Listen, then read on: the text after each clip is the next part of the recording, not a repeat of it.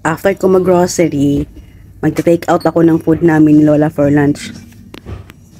Ayan, bigat. Tara, bayaran na natin para makauwi na tayo.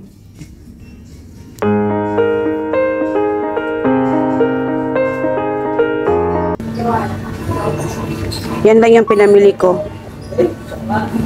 Tara, uwi na tayo. Ang hirap mamili ng food. Kung halos lahat na TIK mandata mo na sa resto na yan.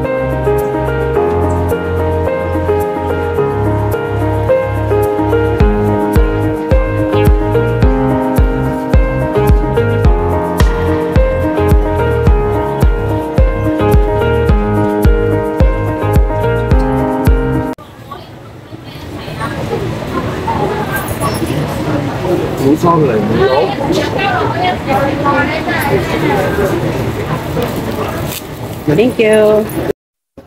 Lunch time na naman. At ito yung lunch namin no Lola. Baked na chicken with fish. Ayan. Tara, bigyan na natin ng pagkain. Ginupit-gupit ko pa pala muna yung chicken at saka fish bago ko nilagay dyan. Ayan ang lunch namin. At ngumunguya na ang isa. Nagmuya-nguya na. Ayan.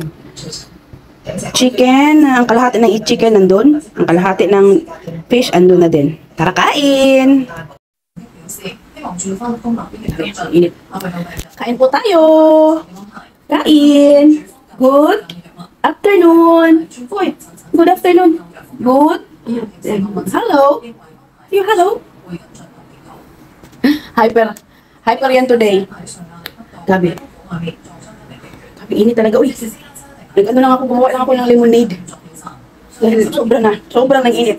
Tara, kain tayo. Baked chicken and eel. Ang ulam namin for today's lunch. Tara, kain. Bye. Ay, Diyos ko. Inom kayo ng maraming tubig. Uy, grabe talaga ang init. Nasa 37 dito ngayon sa Hong Kong. Kamusta?